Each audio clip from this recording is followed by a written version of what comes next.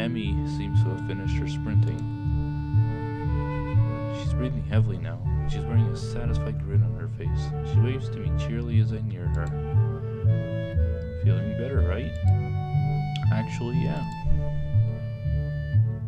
Do you want to take another lap around with me? I've got to cool down too, you know. Part of me would rather sit down and not move, but something tells me that would be a bad idea. I swear, if this isn't a choice in the game, I'll be upset. Besides, if I sit down, there may not be getting back up. Sure, why not? Why wouldn't that be a choice? Be an excuse to make her like you more, and I'd be okay with that, because I would have went around anyway, so it's not that big of a deal. Emmy got her hands behind her head now as well, which makes her seem very relaxed. The position of her arms also pulls her shirts upward ever so slightly so that I can see a small strip of her belly. I do my best to act a gentleman and not look, but the contrast of her skin against her red running shorts is rather arresting. So how do you feel, Sayo? Surprisingly good, actually. I'm sore, I'm tired, but surprisingly good. As soon as I say it, I realize that it's true. Sure, part of me wants to lay down and die, but I feel like I've accomplished something. It's almost like a glow throughout my body that persists despite the soreness. Yeah, that's the runner's high. Runner's high? Yeah, it's something to do with adrenaline? Emmy thinks for a moment as we walk, trying to remember. Then she shrugs and grins at me.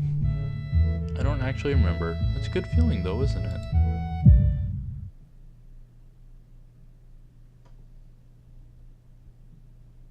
Oh, I like this story now. I hope that this is the beginning of some kind of scenes. Better than sex, right? I open my mouth to respond shortly before processing what she's just said. Emmy watches my face for a few moments before bursting into laughter. Sorry, I couldn't resist. You're just too easy. Why did I agree to run with you again? Emmy just laughs harder. She takes a hold of my forearm and tilts it, allowing her to get a better view of my watch. Her face changes the moment she sees the time. Oh no, we better get a move on, Haseo. We gotta get to your dorm before class starts. Class is in an hour. Oh yeah, we only got an hour. We better get going now. And I need to shower. I should probably do that as well. We could do that together. I need to see the nurse too. Maybe he'll write me a note for being late. The nurse ain't coming too. But it's just me and you. Why do you need to see the nurse? Emmy points her prosthetics as if that would explain everything. It's important to check for irritation. You know, from sweat or friction or anything. Normally I'd only go after practice, but if we're going to be doing these morning runs, then I guess I'll see him twice a day. Wait, so Emmy only started doing these runs since I showed up. If it's more convenient for you to run with me at a later time, don't be silly. I've been meaning to start running in the morning for a while now. But if I didn't have a partner to run with, I'd be less likely to skip up a routine. It's always harder to blow off a commitment if you're going to let someone else down, you know? So you'll be my running partner for the mornings. We both need the exercise, so it all works out, don't you think? Yeah, perfect.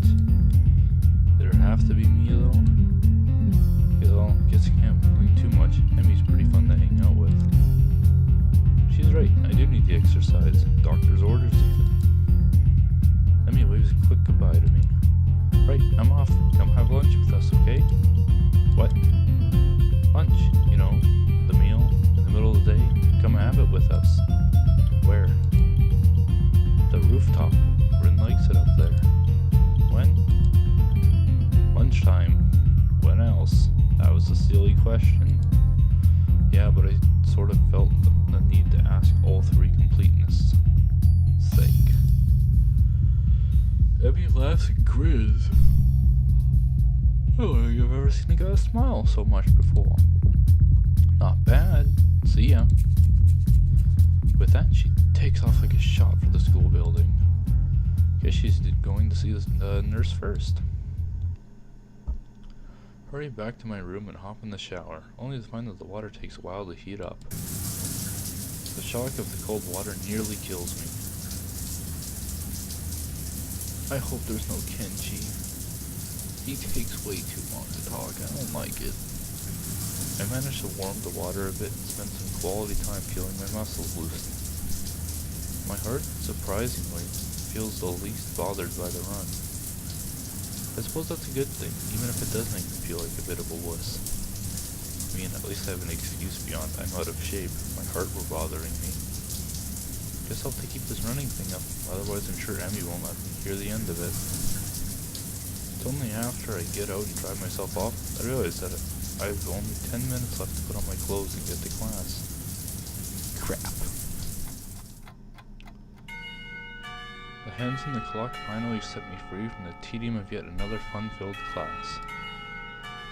Getting up from my seat proves to be more of a problem than I anticipated.